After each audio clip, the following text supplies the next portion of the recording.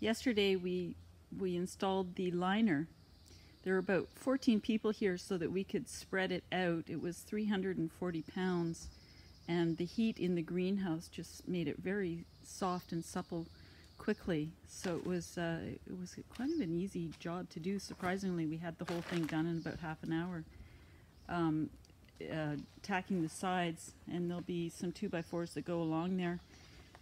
We had it on the ground, and then we just unrolled it and had people walking down, passing it off to the other end. 2 people in the bottom with the leading edge, and the styrofoam, no problem walking on it because it was quite solid. And then just stretched it up over the rim about 5 inches.